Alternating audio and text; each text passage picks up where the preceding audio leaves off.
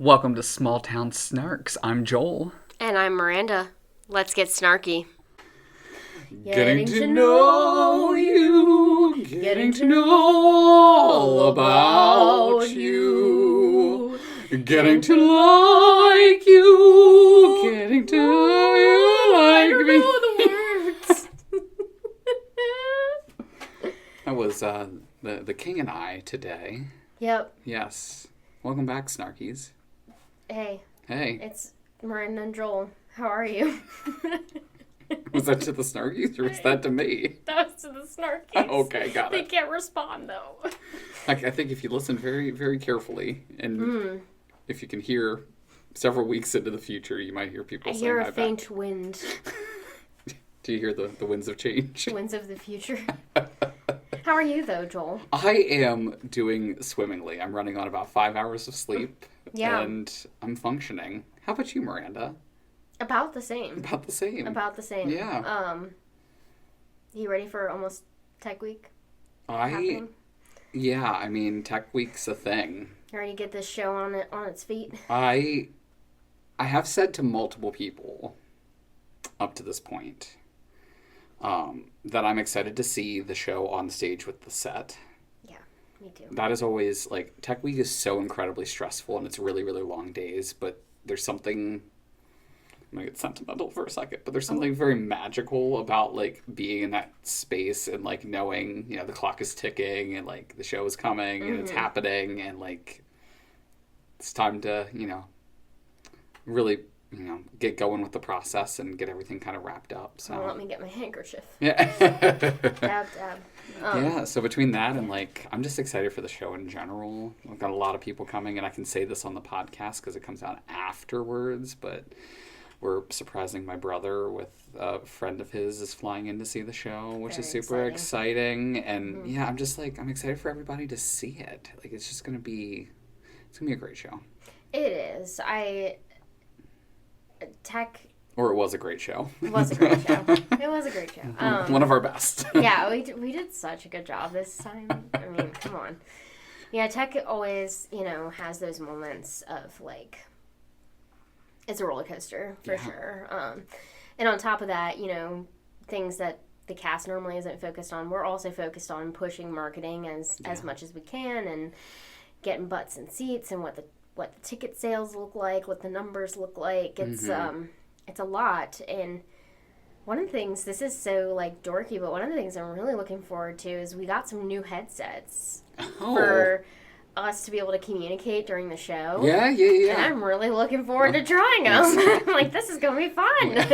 I love new technology, that's for sure. Yeah, like while I'm in the bathroom, I could press the button and just say, hey, Joel, I'm in the bathroom. Just so you know where I am at all times. That specifically is what you're most looking forward to. I'd be like, I'm walking outside. I've got so-and-so. They're fine. I'm getting Advil for such and such. We just sold 37 flowers. We just sold 37 flowers. That's a callback, everybody. If you haven't listened to our Spring Awakening episodes, I highly recommend it. But yeah, so Woods is in the process or has happened. We've left the woods. The woods are gone. We gone. went in. We went out. We're working on I don't the even know when Rocks this of Ages. episode comes out. It might come out after Rock of Ages, or probably right before. Go see Rock of Ages. This is why we need a calendar.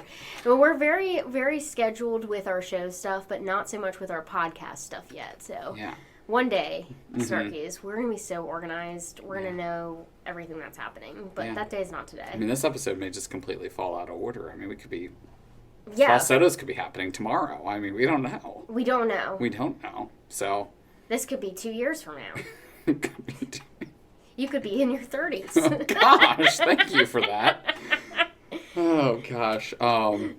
Yeah, what a wild time we're having at the moment. Yeah. Yeah, so we had a crazy idea. We're still staying away from our next show, which is Puffs, by the way. And, you know, if you're a Puff, lift up your cup. There it is. It'll come. Don't worry. It'll we'll be get there. You know, the time is it's on the horizon. Listen, Snarkies, here's the thing. Once we get into the building, I'm just going to say the building. Yeah. The building that we stayed in for a year and a half. Was that it? I guess that was it. Yeah. Wow. But dear God, does it feel like 7.5 years. It does. Once we get there, there's a lot to unpack. And a lot of just, like, crazy crap that I still can't believe happened. Mm-hmm. And we're stalling a little bit. We're stalling. We're stewing. We're stewing. Mm-hmm. We are a kettle getting ready to blow. The tea is not quite We're not fully hot steamed yet. Yeah, there you go, yes. We're not fully steamed yet. So, yes. Just you wait. But I promise, we've got a lot of stuff coming about some fun classy shows. people in the area that we can't wait to talk about. Yeah, great times. Great times. But for now... Yeah, we had a fun little idea. You want to tell them what it is? Of course, yeah. So if our theme song, or our opening number today, didn't give away any hints, we're going to give just a little bit of time here to let you all get to know us a little bit by playing a game of What is Your Favorite? What is your favorite? How does this game work? That's a great question, Snarkies. Miranda and I are going to exchange asking each other questions that we are going to come up with off the top of our head of what our favorite items are. We're going to try and tailor them somewhat to theater and the arts, but also Miranda and I have a lot of similar passions and we're things go we're off interested book, about, guys. so we're definitely going to go off book. So, get ready. It's happening. Put your seatbelts on. Get ready to learn everything you ever wanted to know about Miranda and I. Do you want to start or do you want me to start? I'll start. Okay. What's your favorite musical number? Musical number? Yeah. Okay, so can my favorite musical number not be in my favorite musical? Yeah. Okay, good. I'm glad you didn't ask me what my favorite musical is because I don't believe that I have one. Yeah, I don't know that I have one either. I like all music. That's not true. I like most musicals. Yeah.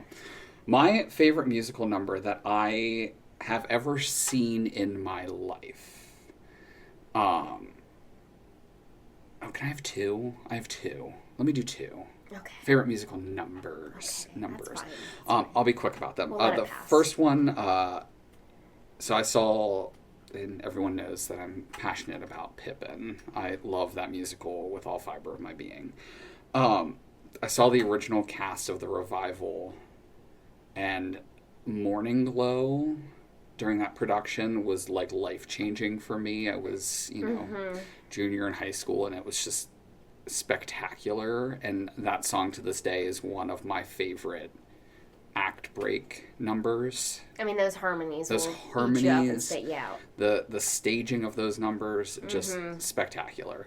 Agreed. So there's that one. The other one, I have been pitching this show to you for a while of something that you need to go see. And I know Savannah has seen it. There's currently, and again, when this comes out, that may no longer be, but there is currently a production of Sunset Boulevard on Broadway that uses a lot of cameras and screens, and what they do to open the second act, essentially, spoilers, but maybe not spoilers, I don't know. I'm just going to say it anyway. They essentially send their lead actor out onto the streets of New York, and someone is following him with a camera, and then the entire ensemble just goes outside of the theater, and they stream onto a giant LED wall at the back of the stage his adventures outside, and you can stand out on the street and you can watch him do this at the top of Act 2 every day, and it is, from an audience perspective, the most insane thing I have ever seen. But it also is just a really powerful number and a really ridiculously incredible way to stage that number. So my favorite thing about that is that they have to roll a cart with his microphone receiver behind him, because otherwise his mic won't pick up in the theater. Right. Yeah. I mean, it's so chaotic. Marvel. And just to kind of give a time period to this, I was actually just in New York yesterday and was able to watch it happen yesterday, and the mechanics that go into running cables down 44th Street in order for them to make this 3-minute bit work every performance is theater artistry, and it's magnificent to watch. Who directed that show? Jamie Lloyd. Okay. I am a big fan of Jamie Lloyd. So if that was just Yeah. Jamie Sue's first production directing on Broadway, there's no way they would have been able to, like, they would have said, you're crazy. We're not doing this. Yeah, I mean, it's gotten to the point where, like, it has broken beyond like, theater, the realm of theater, and it's, like, all over TikTok. People are posting videos of this man just walking out on the street. I will say, it's a great, like, in terms of promotion, brilliant. Like, people are... It's free promotion. People are just recording it and posting it on TikTok. That's amazing. When else do you get that? Like, it basically went viral. So, yeah, it's incredible. It's so chaotic. Those two numbers today are my favorite musical numbers. I also adore both of those shows. I think they're outstanding pieces of theater. Yeah. So, how about you? Today, I'm really feeling Jesus of Suburbia. Oh, okay. Yeah. And I'll tell you why. After, the opening, it's the don't want to be an American and whatever. It's like, okay, we get it. We're watching American Idiot. And then everyone's clapping, and then it goes, there's just a beat where it's like, boom, boom, boom. And he goes, I'm the son of raging love. And then the show just takes off, and it never stops after that. Yep. And I just love that. I had seen it, the, like, tour production of it. And then when we did it too, that was just one of my favorite numbers. It's like a 9-minute long number. It's like as long as Into the Woods opening. Yeah.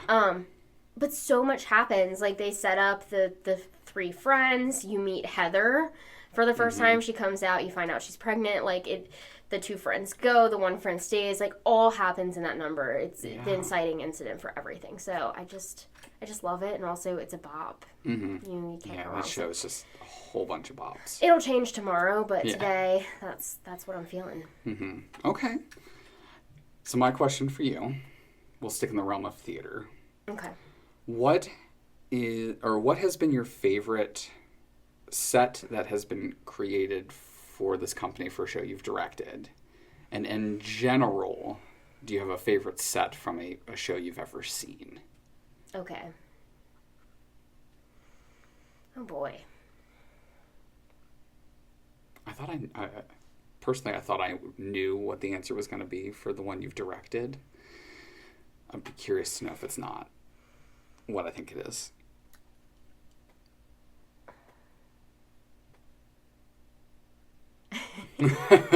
People are going to get mad at this answer because we've done bigger and badder sets since this, but I'm going to say Heather's. Heather's, okay. I'm going to say Heather's because...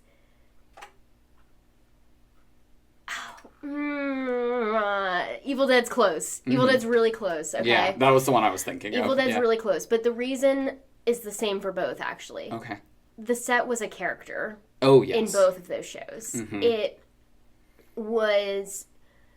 It helped move the plot in a way that we hadn't done with some of our other shows. What I love about Heather's is we were so creative in how we were going to save space. Yeah. And I just feel like some of the stuff we came up with, and it was partially because my family had just seen the Falsettos revival, and then we went into Heather's, and the Falsettos revival had a big cube, and they would pull things off of the cube to make the furniture on stage or make the different houses. We just thought it was the coolest thing ever. So for Heather's, we took this platform, and we would pull different components out. For the furniture, we would store stuff in it. It was amazing. Yeah. Evil Dead was similar in the fact that we had to have a trapdoor, so we had to build the whole thing up. So it was a 2-story cabin. But also, all the pictures on the walls had to spin, so we had to drill holes through the walls and shove PVC pipe and spin the pictures. But the pictures have to stay still for most of the show, so they have to just hang there. We had a moose puppet. It was crazy. But also, in general, I have, fond memories of when Dakota and I get to work on the set together. And, that was one of those times, like Evil Dead especially, where Dakota did most of that set. And it was fun getting to, like, do the set dressing, build it on the stage, and collaborate with him in that way. So, those would be my top two. And also, they were both static sets. And I love a static set because you don't have to mess with the scene transitions. Yeah. because for companies that are on tour, like our company essentially is, throwing scene transitions at your actors in the 11th hour is really, really tough. Oh, for sure, yeah. My favorite set that I've seen in general, I've seen some good ones. Oh boy. I am going to go with the Falsettos cube. Okay. Yeah, you were very passionate about that cube. I still am, clearly. I like that cube. I wish we could use it all the time. Mm-hmm. Just pack everything up nice and neat into a box for every set you ever build, and just take it apart when you need it and put it back when it's done. Well, and I'm not going to use any spoilers, but what they do with that freaking cube at the end, too, Mm-hmm. you know. Mm-hmm. You know. Yep. Yeah, I think it's a Falsettos cube. Yeah. How about you? I have a lot of shows that I've directed where I've been really proud of the sets that have been constructed. But mine easily goes to our August Osage County set. Mm-hmm. Which is actually counter to the way that I feel about sets in general, which I'll talk about with my other answer. But for those of you who didn't see August Osage County, how dare you? Where were you? What were you doing? Yeah, because it was incredible and it was a beautiful show. If you're not familiar with August Osage County, essentially the show takes place in a family's house. In the original Broadway staging, it was a 3-story house built on stage. And it had multiple rooms, multiple spaces, it had staircases, it had a porch out front. Like, it was this stunning 3-story set.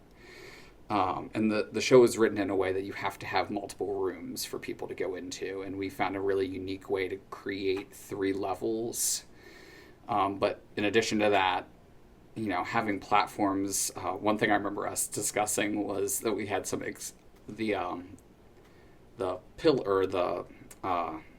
supports for the platforms were exposed. And I remember us having a big discussion about whether or not we should cover them up or leave them exposed. And I just remember thinking, like, this family in this house is not in great condition. I think seeing that, like, exposed support structure underneath would be really impactful for kind of like a metaphor of the framework that's kind of holding this family together. So I just was really proud with what we were able to do with that set and like create all of those different spaces, and still, like, it just felt so intentional and so perfect in that space. So really, really proud of that set. My other answer for favorite set that I've ever seen, I went through a period of time where I was seeing a lot of shows, and like professional theater was going through this like phase of minimalism, and it still kind of is going through this phase of minimalism. There was a production, I want to say it was 2 years ago now, of the musical Parade on Broadway. That was like the perfect blend of minimalist, but sometimes like to use the expression, it seems kind of contrary to each other, but I like to say intentional minimalism.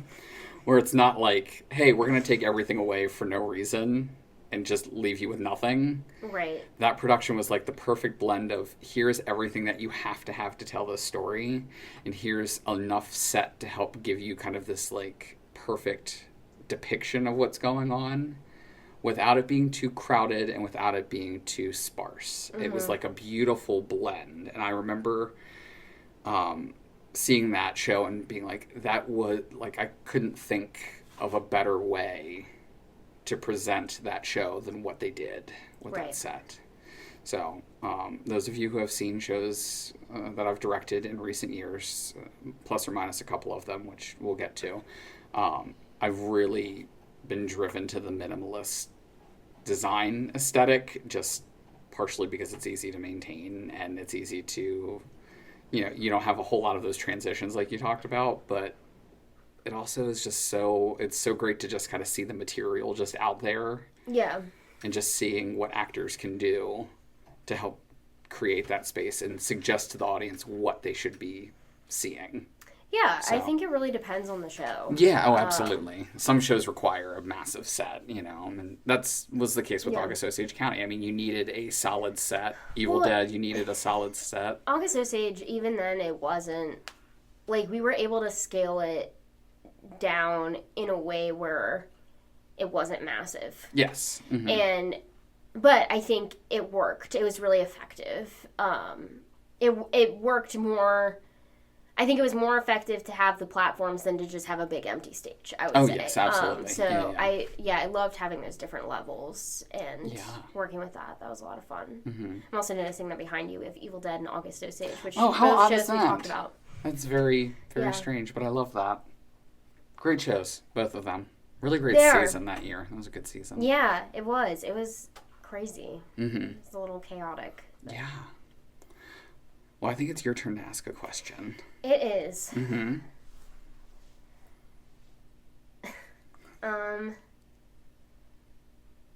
What's your favorite chaotic behind-the-scenes story from a show that we've done? Chaotic behind-the-scenes story. Oh, yeah. I'm going to...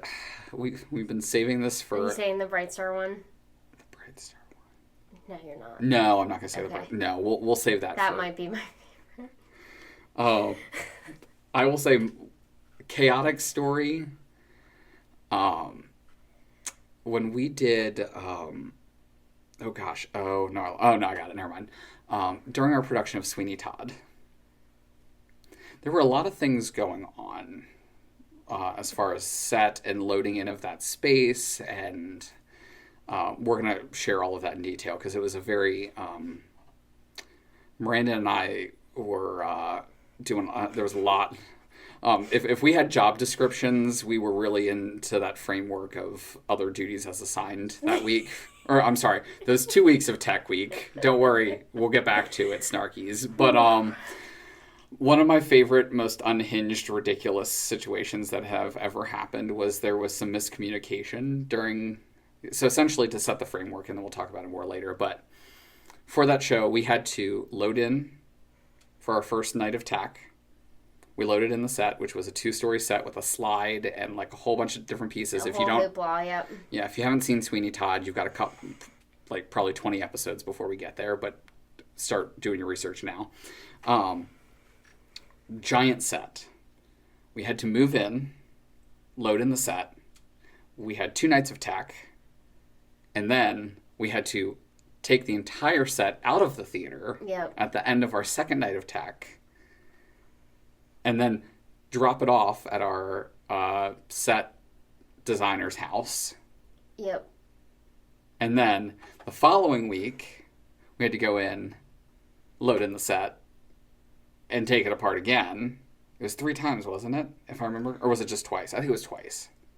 It was twice, but just hearing you describe it, I'm getting physically exhausted. Well, so that wasn't even my favorite...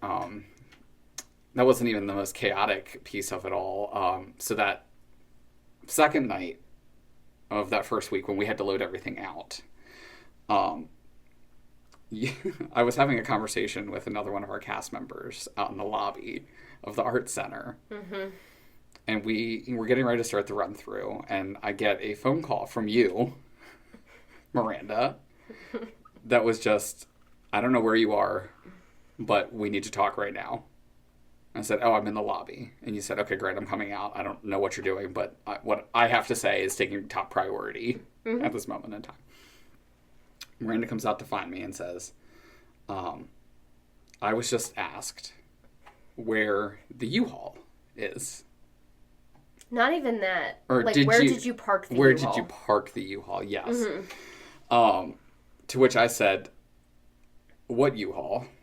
And then I believe, I'm paraphrasing this a bit, but I believe you also said, right. What U-Haul?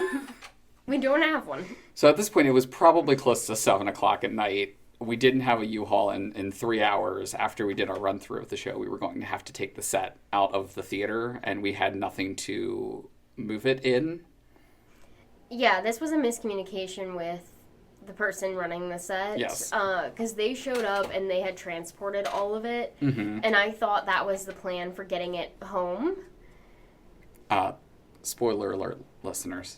That wasn't the plan to get No, him the home. plan was I was going to have a U-Haul, but the only person who didn't know, or people who didn't know about the plan of me having a U-Haul was me and The you. person who'd have to buy the U-Haul. And get the U-Haul yes, and drive the U-Haul. Yeah, so I have a lot of really fun, like, crazy memories, and I think I might know what I know you have the Bright Star one that you want to share, but that was one of the most chaotic moments. You and I just troubleshooting because it was at that point like 7:30 at night, and we're like, we have to find a U-Haul because the set has to go somewhere. It has to go somewhere. Yep. Yeah. Mm-hmm. So, that's a great memory. It's a really great memory. And from we'll a share really it again chaotic in the Sweeney episode. Oh yes, and in more detail. Yeah, it needs to be. Yes, for sure. But what is your most chaotic story? Mine, and again, we'll share this again when we talk about Bright Star, but mine was when we were in tech for Bright Star. You came up to me, and you had your panic face on. And I was like, what is going on? And you had just had a conversation with a grown man where he was referring to cast members as female dogs. And yes. That then meant I had to have a conversation with a grown man about how he cannot call people that. He was a character. And I remember before we had this conversation too, and we'll go into more detail, but weighing the pros and cons of, okay, if he walks, what's the plan? Because basically the conversation had to be like, hey, you have to meet, these expectations or you're not welcome here. Mm-hmm. Because obviously we can't have people calling castmates derogatory terms. That's not Yeah, okay. That's not happening. So that was definitely... But I could tell by your face that you were not prepared for that conversation. Nope, to have not happened. in the slightest. And, yeah, it was something that, like, as, the producer and the person who runs the company, I was like, yeah, I have to step in here because this needs to be handled. Crosses from the director line to the business owner line at that point. Yeah. Of like, hey, you can't behave like that.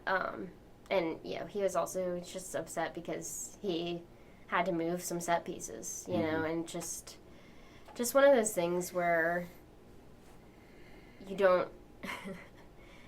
it's not a conversation you think you're going to have. No. And when you do it, you're like, wow, this is really happening. Mm-hmm. Okay. Yes. Won't be the first time, and also won't be the last time we probably will ever have crazy conversations like that. I don't think either of us were having a good time when we were having that conversation of meaning me and this person, of like, yeah, you can't do that. Mm-hmm. You're acting a little childish right now. You need to stop. Mm-hmm. Yeah. But so-and-so at such and such company would never have me move a bookcase. We're so not that far away from Bright Star, and I look forward to diving into that story and just in general that show. That was a good one for sure. I was like, oh my gosh. Yeah, I love that show, but it definitely did not come without its problems, so it'll be a fun one to discuss, so stay tuned. Stay tuned for that. Yeah. It's going to be a hell of an episode. Mm-hmm. Or episodes, I suppose. Yeah. Yeah. Oh, goodness. I'm trying to think where we want to go next. Let's take it away from theater for a minute. Okay. Let's take it away from theater. Where are we going? One of our other passions that we both share and interests. We're theme park people. We are. We are big-time theme park people. Yes. We visit many a theme park. We do. Do you have a favorite theme park and a favorite attraction at a theme park? At said theme park. Uh-huh. Yep. Gotta make it a little bit trickier. I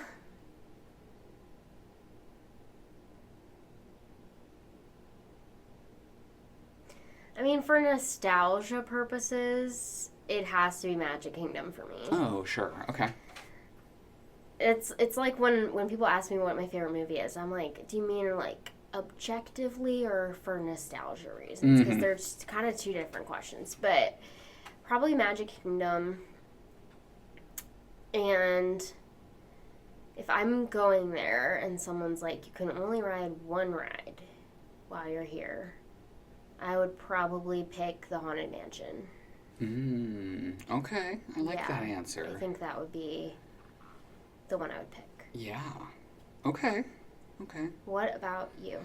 I always find the idea of picking a favorite theme park is like picking a favorite musical or like picking, It's like, why do I have to choose when I can go to all of them? Exactly. The limits do not exist.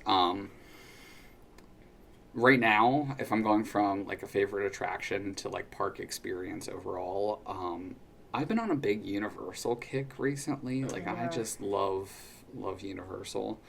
So I would honestly say Universal Studios, so like the OG Universal park. And it's probably my theater side of me, but I love the E.T. ride. I was hoping you'd say that. I love that ride. It is such a ridiculous attraction. It smells so good. It smells so good. And it's not by any means, I mean, I always like to joke that it's like the backbone of that park. It's not by any stretch of the imagination, but gosh, do I always have a good time on that ride. And it just makes me, it makes me nostalgic for, like, what theme parks once were a little bit. And, like, it makes me think of, like, old Epcot and, like... It's very Disney-coded. It is very Disney-coded. But it just, like, that feeling when you're in that space of, like, okay, this thing has seen its time, and its time is still now. I also like how it's kind of a continuation of the E.T. story. Yes. Not just, like, we're taking you through the original movie. It's like... No, wait, like, you're on a mission. Oh, yeah. You need to get E.T. to his home planet right now. Uh-huh. And you're going to see all the other creatures. That ride used to scare me when I was a kid. Oh, did it? I loved it, though. It's really loud and it's dark. Like, Haunted Mansion used to scare me, too. Mm-hmm. But, yeah, the dark rides, I love a dark ride. Mm-hmm. Yeah. It's so good. And, yeah. Welcome home. You've arrived. so good. And then E.T. says your name at the end. I mean, what a treat. Yeah, I mean, he never really gets my name right, but it's okay. He tries. Just like when it just says goodbye. Goodbye. One time I was on it, and I don't know if a group, like, gave all the same name or if it, like, malfunctioned, but it kept saying the same name. I love that. Let's say it was Jessica. Like, it just kept going, and I was like, oh my gosh, he's having a stroke. He's not okay. But poor E.T. Another ride I love. I know, like, we're just on the ride topic right now. Sure. But if I were to pick Disneyland, I would have picked Mr. Toad because I love Mr. Toad. What a great ride. Love it. What a treat. It's so chaotic. I don't know why it exists. I don't know why in a children's theme park you would put a ride where you get hit by a train and go to hell at the end of it. But it's amazing. Like, I just still is not the ride. Scariest dark ride, though. You don't end up being turned into a donkey and... I literally texted you before, because you had been to Disneyland at least once, maybe twice. This is about to be sacrilegious. I went to Disneyland for the first time 10 days before the COVID pandemic shut down. This was during Godspell. That was that trip. But I didn't ride a single dark ride. I know, and it was crazy because before you left, we had a conversation and you were like, top of my list, dark rides. And you didn't go on a single one. Not one. So, after I had gone, which the first time I went was on my honeymoon. Mm-hmm. And after I had gone, I was like, Joel, this is going to sound weird. You need to go on this Pinocchio ride and experience it. And it always has, like, a 5-minute wait. Like, Peter Pan can raid across, the sidewalk. Mm-hmm. Can be a 50-minute wait. But Pinocchio will still be at, like, 5-10 max. Mm-hmm. Yeah, because it's traumatizing to children. It's traumatizing to adults. It's scary. Like, they have a trend, Disney, like, where they stopped doing this, they realized, but they picked the darkest sections of the movie, and they were like, that's going to be the whole ride. So, the section of the movie that, like, scared you and freaked you out a little bit when you were a kid, we're going to put you in that physically. Yes. And you're going to experience that the whole time. So, for Pinocchio, it's when they're, like, donkeys and you're getting trapped in cages and, like, the whales coming at you. Mm-hmm. It is It's bonkers, but I always have to go on it. But the very first thing you see when you go on that, and the little doors open when your like car goes through, is Pinocchio and 2 other marionettes, but like they're as the marionettes, like stone faced, just like doing their puppet thing. It's scary as crap. Horrifying ride. Yeah, so many feelings. They made Snow White a little less scary, but it's still pretty scary over there. Yeah, it's her adventure now or something. Because every ride's somebody's adventure these days. Yeah, I think Pinocchio's the scariest ride there. I believe that. Scarier than any roller coaster over there. It's unsettling. It's very unsettling. It is. Well, same with that Nemo submarine. I kind of got a little weirded out by that thing. Yeah, the whole idea of like getting in, like climbing down into that. No. And just being trapped with a bunch of people. Theme park people are gross too, or they can be gross. It's like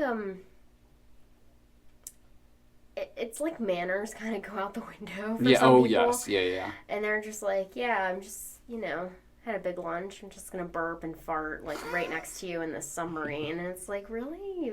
This like, closed submarine underwater. Got it. And it's like a dad, in the Disney attire, just, like, sitting next to you, just, like, letting it rip. I'm like, why? Yeah, and of course, they're wearing the most expensive day ever shirt or whatever. Yeah, it's just... I hate those shirts. Don't go. If you're going to be a party pooper, don't go. Like, we all know it's expensive. Come on. Yeah. But yeah, they got the most expensive day on the colorful shorts and the Nike, New Balance. Sorry. Oh yes, the New Balance sneakers. White tube socks. Call it a day. Yeah. And the mom is wrangling both kids, and they're standing there drinking their little Gaston's Tavern beer. That's not everyone. That totally stereotypes that, but they are always there. You will always find one of them if you go. Oh my gosh. I think it's your turn to ask a question. It is my turn. Yeah. Yeah, you got one more good last question for us? Yeah, let me think. What's your favorite animal? Oh. I don't know. Favorite animal? Yeah. Like if you could have any animal as a pet and it wouldn't kill you. An emu. An emu? Yeah. Really? It's very strange, and I love that for you. So I have a group of, I have like 2 friends that know. I'll come back to that in a second. Emus are the weirdest birds on Earth. Oh, we used to drive past them on Y Road. Yes, going towards Jesus Saves Space. Yeah. I would always say hi to them. Yes. Yeah, they are the weirdest things. They are. I think any bird that has that long of a neck cannot be trusted. Oh, but you respect them for it? But I love them. Okay. They're just chaotic. Like, have you ever seen like an emu run? It's the greatest thing on Earth. So, but my comment was, I have friends that we like collectively will just at random times send each other emu videos, and it's just the weirdest thing. They're the most ridiculous bird. Okay. And it's not just emus, like ostriches too. Crazy birds. I have 2 answers, kind of. I'm ready. One is, I always get them mixed up if they're like prairie dogs or meerkats. I think they're prairie dogs. Okay. But there's a zoo close to us that has, like, when you first walk in, it might be the Maryland Zoo. It's like a community of prairie dogs. And I could sit there and watch them all day. They like jump up, they squeak at each other, they sploot. I love it. I like if I could have that in my house and just like be part of the community. Would love that. Yeah. That, and also if it wouldn't kill me, I would love a bear. Just imagine like snuggling up with a bear and falling asleep. What, any particular kind of bear or just? Oh, just like a nice like black bear. A nice black bear. Okay. Yeah. Like. Okay. I mean, Pancake's basically a bear, so it'd be like a larger version of my dog, Pancake. Yeah, I mean, she's a dog, but she's kind of like a bear. Yeah. Yeah, like a big teddy bear. But that I could raise from babyhood. So you want a bear cub? Yeah, I want a bear cub. Got it. but not forever. Like, I anticipate it growing to a full-size bear, and I would be okay with that, and it would just, like, I would just get a bigger bed. I don't know where Dakota would go. He would go somewhere, but, yeah, and this bear would just hang out with me. And imagine, like, if someone ever threatened me, I'd be like, well, I have this bear, though. What would you name the bear? Monty. That tracks. Yeah. Mm-hmm. Yeah. Cool. Well, we'll have to do another one of these. We will. This was fun. This was a lot of fun. A lot of fun. I learned a lot. We've shared a lot. Okay. We obviously have a lot more to discuss based off of some of those stories. I mean, I had no idea that you were so into emus. Biggest fan of emus. There is not a bigger fan of emus, and I will fight for that position because they're great. I love that so much. I will make sure when this episode goes out, check our social media pages. We might attach an emu video or something. I don't know. You never know what you'll find. We're going to have to get a picture of you with an emu. I don't know where we can... Why road? We'll pull up. Oh my gosh, yes. But this was so much fun. All right, Snarkies. We'll have to do it again. Yeah. Well, I hope you learned something. Yes, for sure. For sure. Alrighty. Until next time. Until next time. Bye. See ya. And that's a wrap. Thanks for getting snarky with us. We'll see you later. See you next time.